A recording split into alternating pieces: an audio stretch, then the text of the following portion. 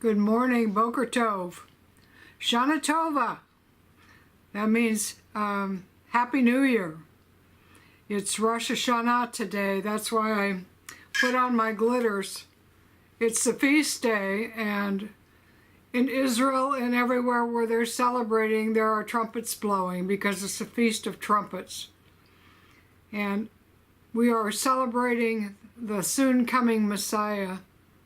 We are celebrating the awakening of the bride to the fact that her groom is coming down the street looking for her.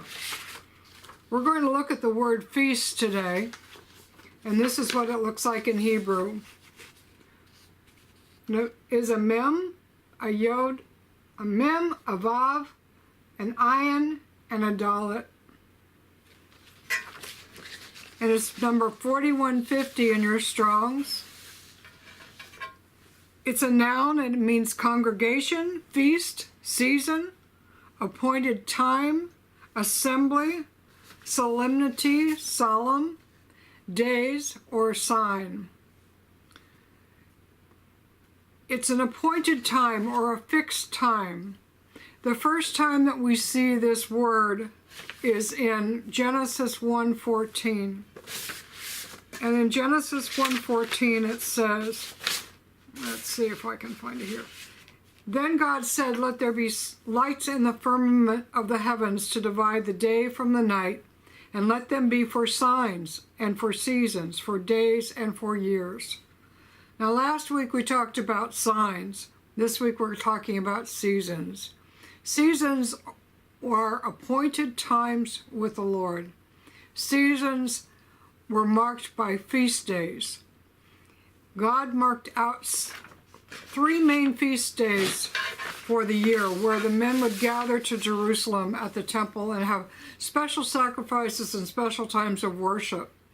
And those feasts were Passover, Pentecost or the Feast of Weeks, and Tabernacles. Those three feasts were divided by 7 feasts. Passover is Passover, Feast of Unleavened Bread, and the Feast of First Fruits. Then there's the Feast of Weeks or Pentecost. And then the last Tabernacles is divided with Rosh Hashanah to begin with, the Feast of Trumpets. Then Yom Kippur or the Day of Atonement. That was the only day of the year that the high priest could go into the Holy of Holies. And he would pour out the blood of the sin offering onto the mercy seat for Israel's sins to be forgiven. And then we have the Feast of Tabernacles, where the people were called to dwell in booths for 7 days.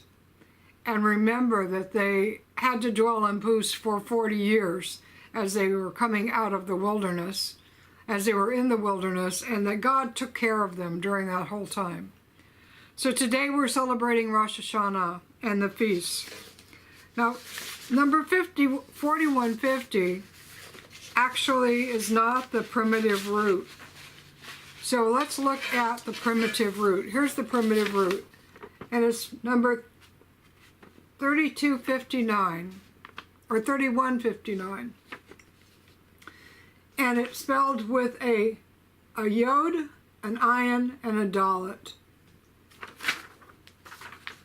Now, a yod, the yod means the hand of God, the right hand of his power, some kind of work that is done, a completion of something. Ayin is also a completion of something. It's to see or to understand or to experience by the word or in the spirit. And dalet is number 4, and it's earth or creation. And it means door, and it means gateway, or an impoverished man to come from. So when we put all this together, the word feast means a completion of something. That yod, God's hand, what he has done with his right hand of power to bring ayin, understanding, through our ability to see and understand, to experience by the word and the spirit, to all the earth. The feasts were meant for all of the earth. And it was a doorway It was a doorway for the impoverished man, who we are, the door being Yeshua himself. And so God said in Leviticus 23:1, and the Lord spoke to Moses, saying, speak to the children of Israel, and say to them, the feasts of the Lord, which you shall proclaim to be holy convocations, these are my feasts. These were not just for Israel. These are feasts for the whole world.